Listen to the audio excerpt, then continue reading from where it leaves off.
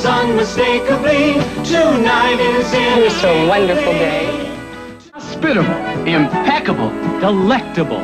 Incredible! How am I doing, fellas? Do you remember an America where dinner was just $5, ice cream was 25 cents, and unlimited wine came with your steak? Yes, that was the 1970s, the golden age of restaurant chains that have now vanished completely. They were once lively gathering spots, the very heart of every family road trip, but today they echo only in memory. What brought down an entire dining world? In this video, let's unlock those long-forgotten memories and rediscover 30 legendary restaurants that now live only in our nostalgia. 30. Howard Johnson's, the Orange Roof Empire that vanished from America's highways. There were once restaurants that ruled the nation, lit up highways everywhere, only to disappear completely and live on only in memory. Howard Johnson's, or the familiar name Hojo, was one of those, once a symbol of family road trips. Starting from a small ice cream stand in 1925 in Quincy, Massachusetts, Hojo grew so rapidly that by the late 1960s, they owned more than 1,040 restaurants across the country. That meant every few hundred miles on the highway, you would see a bright orange roof standing out like a lighthouse, signaling a food and lodging oasis for families. For kids, it was paradise. Just 25 cents bought you a scoop of ice cream, and not just 5 or 10 flavors, but 28 different ones. Vanilla, chocolate, strawberry were obvious, but then came butter pecan, sweet coconut, or cool peppermint stick, choices that thrilled every child. For adults, it was golden fried clams, sizzling hot dogs, crispy fried chicken, and juicy hamburgers. It was true American comfort food, the kind that made any long trip complete. But Hojo was more than a place to eat. It was an all-in-one experience, rarely seen today. You could gas up the car, have dinner under neon lights, and then rest at the motel next door, all under the same brand, all under the familiar orange roof. Kids giggled over melting ice cream, while parents sighed with relief, as if Hojo itself was the reward after hundreds of miles on the road. But that glow did not last forever. When fast food chains exploded with speed and low prices, Hojo slowly lost. By 2022, the last restaurant closed, ending nearly a century of glory.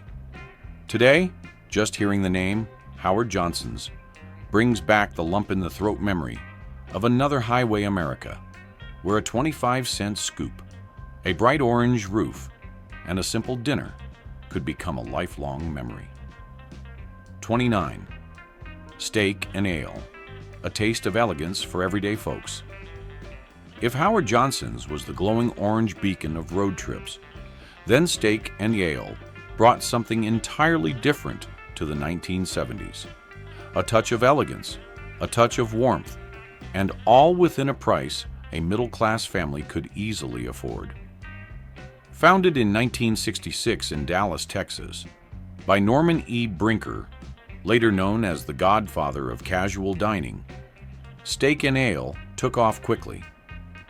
By the early 1980s, the chain had nearly 280 restaurants across America, turning steak dinners from a privilege of the wealthy into a shared memory of an entire generation.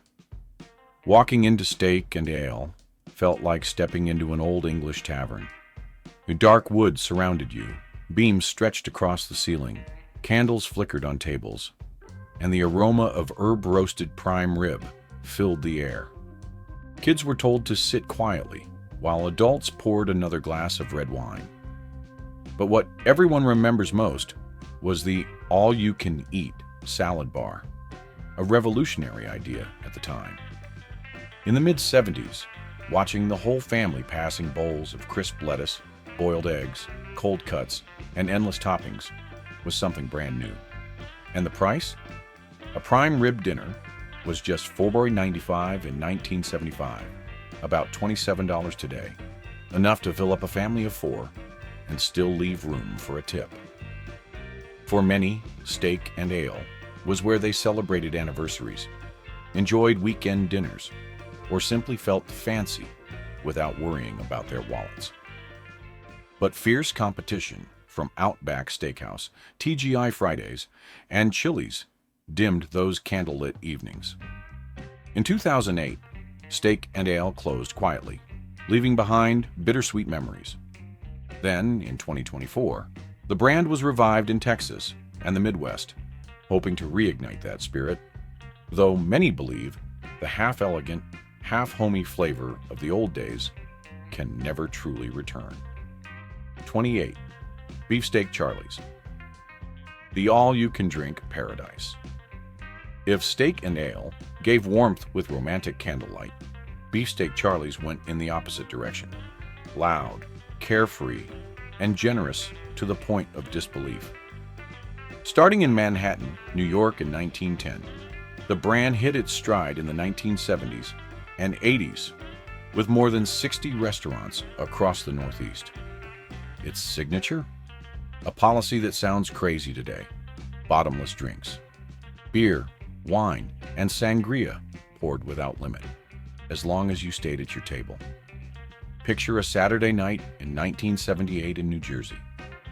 A couple orders a steak dinner for just $7.95, and throughout the meal, their wine glasses never empty. Waiters rush to top off sangria. Laughter spreads across the room. Tables buzz with stories that never end. For diners back then, Beefsteak Charlie's wasn't just dinner. It was a real party. The menu was no less generous. Sizzling steaks, fresh seafood piled high, and salad bars overflowing with greens and toppings. But what lingers in memory was the comfort, the feeling of being indulged like nowhere else. Of course, no modern chain dares repeat the drink as much as you want model, with its massive costs and ever-tightening liquor laws. Beefsteak Charlie's weakened through the 1980s and closed for good in 2009. Still, for those who lived it, the memory of a full steak dinner under $8 is unforgettable.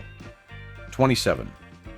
Victoria Station, the steakhouse that turned train cars into dining rooms. In the 1970s, if someone asked you to have dinner on a train, don't think they were joking. They were talking about Victoria Station, a unique steakhouse chain founded in San Francisco in 1969. The idea was simple but bold: transform old train cars into elegant dining rooms and serve steaming prime rib under warm golden lights. At its peak, Victoria Station had more than 100 locations across the United States. Guests stepped into wooden interiors, antique rail cars lined up side by side, and it felt like boarding the Orient Express right in the middle of the city. For kids, it was pure excitement, climbing aboard to take pictures and pretending they were on a train while waiting for dinner. The menu wasn't elaborate, but that's exactly why it was so memorable. A prime rib platter cost just $5.50 in 1976, complete with baked potato and fresh salad. Fancy enough for a date night, yet still affordable for a weekend family dinner. Today, it's nearly impossible to recreate that feeling. A restaurant that was part museum and part living train, where dinner itself became an adventure. Victoria Station faded away by the mid-1980s, and the last restaurant closed in 2017. But for those who experienced it, the aroma of roasted prime rib and the sound of children laughing in wooden train cars remain irreplaceable memories. 26. Sizzler, the steakhouse that stumbled over its own salad bar. If you asked an American kid in the 70s, "Where do you want to eat tonight?" chances are the answer was Sizzler. Not because of steak, but because of the salad bar. Imagine a buffet spread wide open where you could scoop cold spaghetti, toss on watermelon and bananas, then finish with a wobbly square of red gelatin. The plates were small, but the stacks were tall. Sizzler started as a modest steak shop in Culver City in 1958. But when they introduced the Steak Plus Salad Bar combo for just $3.99 in 1979, families rushed in like it was a festival. At its 1980s peak, the chain had more than 700 locations across America. Ironically, the salad bar, its biggest weapon, became its Achilles heel. People filled up on salad until steak became the side dish. Costs soared, meat quality dropped, and by 1996, Sizzler filed for bankruptcy. Modern restaurants can't capture the clatter of metal trays, kids running circles around the salad bar, and parents whispering, "Grab a little more, no one's stopping you." The all-you-can-eat salad bar has vanished forever, once an American dining ritual now lost to time. 25. Shakey's Pizza Parlor, pizza, fried chicken, and jazz. At Shakey's, pizza was only part of the story. Walking in meant stepping into a music-filled party. Starting in Sacramento in 1954, Shakey's introduced a pizza parlor like no other, where you ate while listening to live Dixieland jazz. The atmosphere was always lively, balloons dangling from the ceiling, the laughter of kids celebrating birthdays, and the smell of thin, crispy pizza mixed with sizzling fried chicken. Adults ordered pitchers of beer, just $5 for the table, in 1974, while friends shared pizza cut into little squares, easy to grab between conversations. At its height in the 1970s, Shakey's boasted 350 locations nationwide. But as dining shifted to pizza delivery, these parlor parties lost their charm. The chain began to shrink, leaving memories more than reality. Today, pizza means cardboard boxes and delivery cars. But Shakey's once proved pizza could bring a community together, where live music, laughter, and the aroma of cold beer blended into unforgettable nights. It was a kind of pizza date the younger generation can hardly imagine. 24. Farrell's Ice Cream Parlor. When ice cream became a performance. If McDonald's was fast food, then Farrell's was fast fun. First opened in Portland, Oregon in 1963, Farrell's didn't just sell ice cream. They turned it into a noisy, over-the-top performance. If McDonald's was fast food, then Farrell's was fast fun. First opened in Portland, Oregon in 1963, Farrell's didn't just sell ice cream.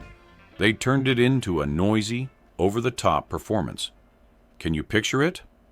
Sirens blaring, drums pounding, employees in red and white striped uniforms grinning as they carried out the Zoo Sundae, a giant tray of ice cream big enough for 10 people, just $12.50 in 1975. Kids jumped and clapped, adults laughed out loud, and the place felt like a 1890s carnival brought back to life. By the 1970s, Farrell's had over 120 locations across America. Birthday parties here weren't just cake and candles, they were full events. Alarms ringing as birthday time was announced, everyone singing, and giant soda glasses carried out to cheers. For kids, Farrell's was like a mini Disneyland, except the joy melted right on their tongues. Today's ice cream shops can't recreate that scripted chaos, when dessert itself became group entertainment. Farrell's closed its final chapter in California in 2019, but for those who sat there once, just remembering brings back the blare of the siren and the thrill of a spoonful of ice cream, carrying a whole party with it. 23. Brown Derby. Eating salad like a Hollywood star, no restaurant was more Hollywood than the Brown Derby. From the very first glance, you knew it was unusual. A giant brown derby hat-shaped building rising on Wilshire Boulevard. But unusual became glamorous, and the place quickly turned into a magnet for the movie crowd. In the 1940s through the 60s, and still echoing into the 70s, walking into the Brown Derby meant stepping into Hollywood's dining room. The walls were lined with caricatures of stars, from Clark Gable and Judy Garland to Lucille Ball. Guests dined while gazing at their idols, sketched in playful lines. Its most famous dish was the Cobb salad, created by Robert H. Cobb. It wasn't just a bowl of greens. At the Brown Derby, it was a performance. Servers mixed it tableside, adding eggs, chicken, avocado, and pouring the dressing, turning something simple into a signature. And at just $2.95 in 1970, you could eat the same salad that had been set before dozens of Hollywood greats. Modern Los Angeles has no shortage of flashy restaurants, but none combine the glamour of the golden age of Hollywood with a simple meal in quite the same way. The Brown Derby closed by the 1980s, but it still lives in memory, like a sepia photograph reminding us of a time when even ordering a salad could make you feel part of the silver screen. 22. Chi-Chi's. When Americans thought a fiesta was a chimichanga plate. There was a time when, if you wanted to know what Mexico was like, you didn't need a passport. You just walked into Chi-Chi's. Starting in 1975, the chain spread across Minnesota and Kentucky, eventually growing to more than 200 restaurants. The atmosphere burst with sombreros hanging on the walls, lively Latin music, and margaritas so big you needed two hands to lift them. For many Midwestern families who had never left their state, this was their first taste of a Mexican fiesta. And remember, a chimichanga platter was only $4.25 in 1978. Cheap enough that everyone at the table could order more without a second thought. People still say Chi-Chi's introduced America to fiery salsa, creamy guacamole, and crispy taco salads. It turned Tex-Mex into a nationwide craze, bringing fiesta fever even to small towns.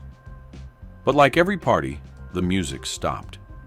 Fierce competition, poor management, and the biggest blow of all, a deadly green onion contamination outbreak in 2003. Overnight, the brand collapsed, and by 2004, it disappeared from America. Tex-Mex is everywhere today, but it's an industrialized version, missing the wide-eyed excitement of a sombrero-filled fiesta. For those who grew up in the 80s, Chi-Chi's recalls the first time they ordered a chimichanga they couldn't pronounce, but loved so much no one cared. 21. Burger Chef. A 45-cent revolution. Before Ronald McDonald became the king of the combo meal, America was hooked on another name, Burger Chef. Starting in Indianapolis in 1954, Burger Chef seemed like just another burger stand. But by 1973, it had grown to more than 1,050 locations, enough to make McDonald's nervous. The secret? A simple stroke of genius. The first combo meal. Burger, fries, and a drink, all for just 45 cents. For high schoolers, it was the cheapest ticket to heaven in town. Beyond the combo, Burger Chef offered playful names that stuck. Big Chef for the hungry, Super Chef for the greedy. Kids scrambled to collect the toys that came with meals, while adults loved the full package dinner that didn't empty their wallets. But all glory fades. After being sold to General Foods and then Hardee's, Burger Chef was slowly erased. By 1996, the last location closed in silence. Even now, Americans remember holding that little paper tray, knowing that for just 45 cents, they were part of a fast food revolution, and full enough to last all afternoon. 20 Red Barn. Eating burgers in a barn. In the 1970s, you didn't need GPS, just spot a bright red barn, and you knew it was Red Barn. With its barn-shaped architecture visible from miles away, Red Barn turned, grabbing a burger, into a charming country-style experience. But it wasn't just the looks. Red Barn beat McDonald's to the punch. They had the Big Barney, nearly identical to the Big Mac, but released first. They also pioneered the self-serve salad bar, long before it became a trend. At its peak, Red Barn had more than 400 locations across the United States, Canada, and even Australia. But when City Investing bought the company, they cared more about real estate than burgers. Red Barn declined quickly, and the last location closed in 1988. Still, the image of a Red Barn, where you could eat a burger and imagine yourself on a farm, lingers sweetly in memory. 19. Sambo's. From pancakes to controversy back in the day, if you wanted cheap, fluffy pancakes on a Sunday morning, Sambo's was the place to go. Founded in Santa Barbara in 1957, in just over 20 years, the chain grew to 117 restaurants, an astonishing pace. Diners remembered pancakes dripping with syrup, hot burgers, and interiors decorated with cartoonish little black Sambo illustrations. At first, many families thought the theme was lighthearted. But over time, the racist undertones became clear. Protests and lawsuits followed, and Sambo's began to fall, even though the pancakes still drew some loyal crowds. By 1981, most locations had closed or rebranded. The last store in Santa Barbara survived until 2020, but eventually had to change its name after protests surged again in the wake of George Floyd's death. People remember Sambo's not only for cheap breakfast pancakes, but as a symbol that American dining culture also mirrors society's turbulent and sensitive changes. 18. Bob's Big Boy, when burgers needed a mascot. If there was ever a burger chain that made kids beg their parents to pull over just for a picture, it was Bob's Big Boy. Founded in 1936 in Glendale, California, Bob's was instantly recognizable thanks to the chubby boy statue in red and white checkered overalls, hoisting a giant burger high above his head, a symbol as familiar as Ronald McDonald himself. By the 1980s, Bob's Big Boy reached its peak, with 240 restaurants across the country. Diners remember the Big Boy Burger, the first true double-decker burger, a pioneer that inspired many iconic burgers to come. Inside, the chrome gleamed, the red leather booths shone, and jukeboxes chimed, all of it capturing the spirit of America's golden years. But frequent ownership changes and relentless fast food competition slowly eroded Big Boy's place in the spotlight. Today, only a few remain, the most famous in Burbank, California, recognized as a historic landmark. For many, the memory of Big Boy is not just the burger itself, but the snapshot taken with that towering statue out front, an image of childhood frozen in time. 17. Geno's Hamburgers. When burgers teamed up with KFC. In the Mid-Atlantic during the 1960s and 70s, the name Geno's Hamburgers was legendary. Founded in 1957 by Gino Marchetti, star of the Baltimore Colts, the brand quickly grew to 300 locations. What made Geno's unique was its exclusive partnership with KFC. Customers could order a hearty Geno Giant Burger and pair it with a bucket of Colonel Sanders fried chicken, all from the same menu. Burgers and KFC on the same tray might sound unusual now, but at the time, it was a major draw. The mix of variety and football energy turned Geno's into a weekend hangout for families and sports fans. But as giants like McDonald's and Burger King surged ahead, Geno's began to fade. By 1982, most of its locations had been bought by Marriott and rebranded as Roy Rogers. Just mentioning Geno's brings back the taste of a juicy burger paired with crispy fried chicken, a duo so bold that few chains have ever tried it again. 16. Lum's beer-steamed hot dogs and the highway dream.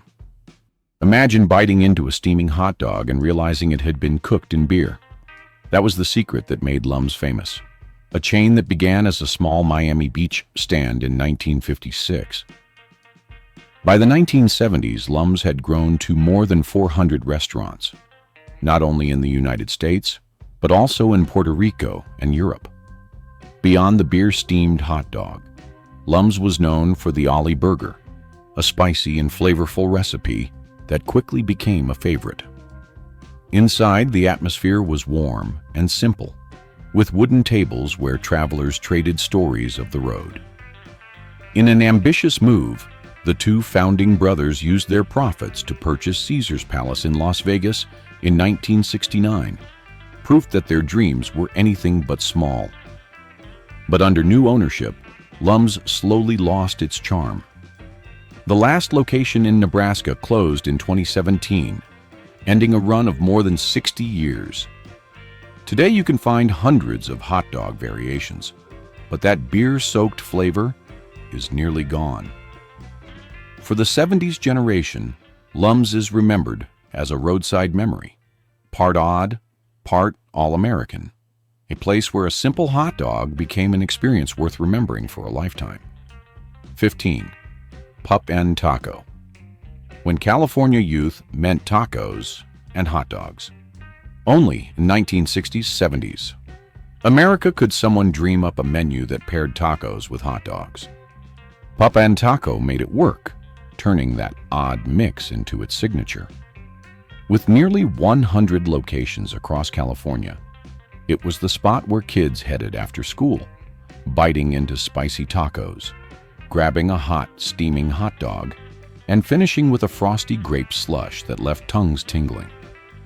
The parking lots filled with Mustangs and Chevys, FM rock blasting from radios, and the air thick with food scents and laughter. But by 1984, Taco Bell bought up 99 stores, and the Pup in Taco name vanished as quickly as a disco beat fading away. Today, nobody thinks to put tacos and hot dogs on the same tray anymore. And that wild clash is exactly what makes the memory unforgettable. 14. Henry's Hamburgers, the 15-cent meal in a brown bag. If Pup and Taco was carefree youth, Henry's Hamburgers was childhood on a budget, but still filling. Founded in Chicago in 1954, Henry's spread to over 200 locations within a decade. Its appeal wasn't flashy signs, but the brown bag meal, a burger, crispy fries, and a cold soda, all for just 15 cents. Kids carried those bags home after school. Teenagers lingered with them in cars, and parents smiled at a meal cheap yet hearty. But McDonald's and Burger King rose up, and Henry's faded, leaving only one surviving spot in Benton Harbor, Michigan. For many, the greasy, oil-stained brown bag remains the scent of a time when fast food was simple and innocent. 13. Minnie Pearl's Chicken. A straw hat logo and a short-lived dream. After those humble brown bags comes a story both funny and sad. Minnie Pearl's Chicken. In the 1960s, when KFC was soaring, this chain popped up with a straw hat logo tied to beloved comedian Minnie Pearl. In just a few years, over 100 locations opened, with Southerners lining up for crispy fried chicken, convinced it would be the next fried chicken empire.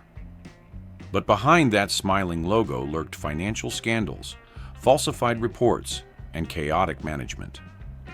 By 1973, the chain collapsed, the straw hat signs disappearing from highways. Minnie Pearl's Chicken now survives only as proof that not every fast food dream could take flight. Some fell apart just as they began to bloom. 12. Bill Knapp's Birthday Discounts Equal to Your Age, 1948-2002. Can you imagine dining out and paying only the number of years you've lived? That was the gimmick that made Bill Knapp's a Midwest legend for decades. Founded in Michigan in 1948, the chain won families over with home-style dishes, golden fried chicken, steaming bean soup, and gooey chocolate cake. But what everyone remembers most was the birthday deal. Grandpa turning 80? He paid 80% off. A child turning 10?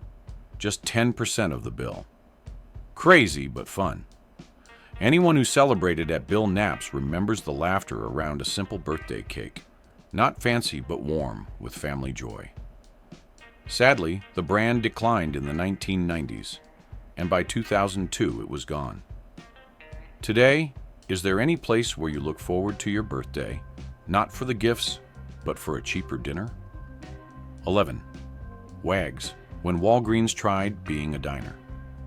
There was a time you could buy aspirin and then step next door for pancakes at 2 a.m. That was Wags, the diner offspring of Walgreens, born in 1975. With nearly 100 branches, especially in Chicago and Florida, Wags was heaven for night owls, truckers, and friends hanging out after work. People remember the clinking spoons in bottomless coffee cups, shiny red leather booths, and the non-stop 24/7 hum. Too bad Walgreens discovered running diners wasn't as easy as selling medicine. By 1991, the chain vanished, left only in memory. Did you ever sit at Wags past midnight, eating a burger and wondering, am I in a drugstore or a diner? 10. Royal Castle, tiny burgers, and fresh orange juice. Oh, Royal Castle. Older Miami locals still brighten at the name. Born in 1938, Royal Castle won hearts with neat little square sliders, sizzling with diced onions, paired with a glass of fresh squeezed orange juice, a combo both strange and perfect. By the 1960s, over 175 locations glowed with Royal Castle signs, with office workers lining up each morning, biting into a tiny burger while sipping cool citrus before work. But McDonald's and Burger King swept in, ending its golden age, and by 1975 the brand had nearly disappeared.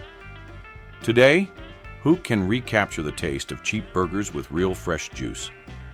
Hard to believe something so simple was once Florida's cultural flavor, now only a faraway memory. 9. Schrafft's. Elegance in the heart of the city. Can you believe there was once a New York where going out to eat was practically the same as saying Schrafft's? By the 1960s, the chain had more than 50 locations stretching from Boston to Manhattan, their lights glowing across the busiest streets. Step inside, and you'd be greeted by crisp white tablecloths, golden chandeliers, and a menu that made people say, wow, fresh shrimp salad, savory chicken stew, rich tuna sandwiches. But hold on, the real stars were the desserts. A chocolate sundae for just 60 cents, or a slice of coconut cake for 45 cents, could turn an ordinary day into a little celebration. The magic of Schrafft's was that it became a true haven for city women. They gathered there for afternoon tea, whispering over porcelain cups while taxis honked outside. Office workers crowded in at lunch, and families chose Schrafft's for a simple but warm dinner. Even Times Square once shone with a Schrafft's sign, a symbol of elegance in the middle of the city's chaos. But by the 1980s, cheap and fast chains swept it all away. Schrafft's disappeared, leaving behind the faint ring of a spoon against a teacup, and the memory of an America that once believed even the smallest meal could feel surprisingly refined. 8. White Tower, the strange twin of White Castle. Does the name ring a bell? White Tower was a blatant imitation of White Castle, from the White Tower architecture down to the tiny square burgers. Starting in Milwaukee in 1926, it spread to over 200 outlets by the 1950s. sued for stealing the idea. They were forced to change slogans and tweak architecture. But the White Tower looks stuck in Midwest memory. People remember late nights in brightly lit shops, munching cheap burgers, and still feeling satisfied. Though it declined, the very last White Tower only closed in 2022, a reminder that even a copycat can become a legend of its own. 7. Arthur Treacher's Fish and Chips, a taste of Britain in wax paper. If you wanted crispy battered fish with fries in 1970s America, you thought of Arthur Treacher's. Founded in 1969, the brand spread fast, reaching 826 stores by 1979, bringing a slice of England into small-town America. Diners recall the crinkle of wax paper, the smell of golden fried fish, and a cold soda can alongside. The name, inspired by English actor Arthur Treacher, made the experience feel authentic to Americans who had never left the country. But fast food rivalries and soaring oil costs shrank the chain. Today, only a handful remain in Ohio and New York, faint echoes of a time when Americans loved fish and chips like Londoners. Who would have thought Ohio once smelled like fried cod for a whole decade? 6. Rack's Roast Beef. When fast food tried to be fancy, remember when fast food wasn't just burgers and fries, but even had salad bars with fresh greens, pasta, and pudding? That was Rack's Roast Beef. Founded in Ohio in 1967, Rack's expanded across the Midwest, even making Arby's nervous. What stuck in memory wasn't just the tender roast beef sandwiches, but the atmosphere. Padded chairs, soft lighting, a quieter vibe people jokingly called fast food for adults. In the 1980s, office workers could enjoy a calm lunch instead of squeezing into a noisy McDonald's. But oddball ads like Mr. Delicious, remember him? And poor management dragged the chain down. By the 1990s, Rack's had nearly vanished. Who could have guessed fast food once brushed up against elegance, only to fall so fast? 5. Chicken George, fried chicken with soul. Believe it or not, there was once a fried chicken chain named after a character from the hit series Roots. That was Chicken George, born in Baltimore in 1979, and quickly embraced as a source of pride in the black community. Folks remember the crunch of fried chicken paired with soft rolls and creamy mashed potatoes, with funk music thumping outside. Fantastic, wasn't it? By the 1980s, Chicken George had dozens of stores and was seen as a challenger to KFC. But expanding too fast and poor management clipped its wings in just over a decade. By 1991, the brand was gone. Now the only question is, can any place ever bring back that joyful soul food spirit in a humble chicken meal? 4. Yankee Doodle Dandy. When dinner felt like the 4th of July, imagine walking into a restaurant decked out in red, white, and blue, from signs to menus to staff uniforms. That was Yankee Doodle Dandy, founded in Chicago in 1966. With dozens of locations, it turned dinner into a patriotic celebration.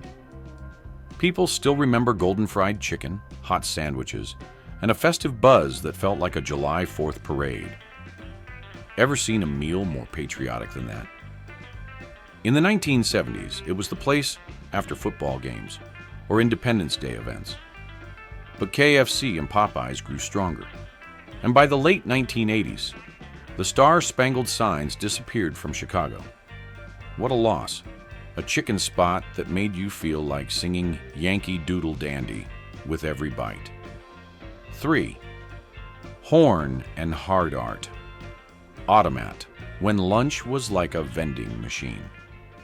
Can you believe New Yorkers once ate lunch the way you'd use and sigh in ATM? That was Horn and Hard Art Automat, first opened in 1902 and lasting nearly a century. Customers dropped a few nickels, opened a little glass door, and pulled out hot meatloaf, creamy mac and cheese, or golden apple pie. In the 1940s, 50s, the automats served up to 800,000 meals a day, becoming the shared dining room of New York City. But modern fast food stormed in, with McDonald's and Burger King stealing its edge, and the automats slowly faded. The last one shut down in 1991. Do you still remember the thrill of hearing the coin drop, the door click open, and finding a simple but warm meal waiting? 2. Wagons, ho, steak under the cowboy sky. If you ever dreamed of dining like a cowboy of the Old West, Wagons Ho was that dream come true? Born in the 1960s, the restaurant turned every steak dinner into a show.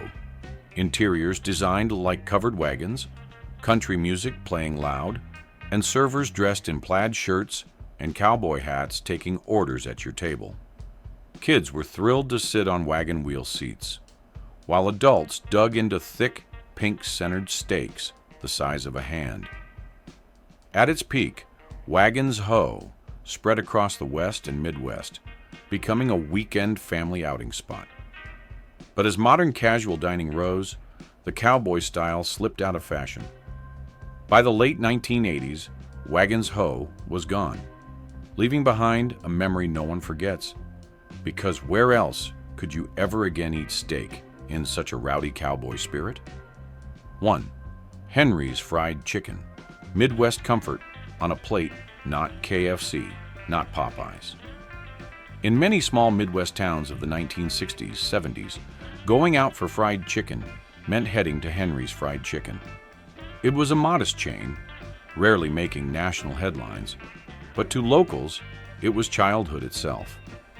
Crispy golden chicken with a light spice, mashed potatoes, and soft buttery biscuits turned Friday nights into family events. Prices were kind, too. A full dinner for 4, often under $5. What made it special? Henry's never relied on flashy ads, only flavor and familiarity. But against the tide of fast food giants, Henry's couldn't hold on. By the late 1970s, most locations were gone.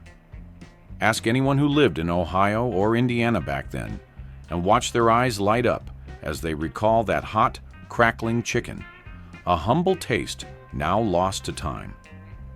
And so we've turned the pages of America's menu of memories.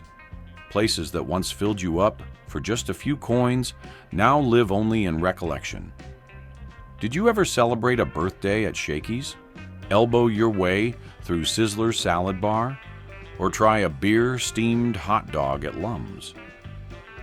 Share your stories in the comments, and let's bring those beautiful memories of a bygone time back to life together.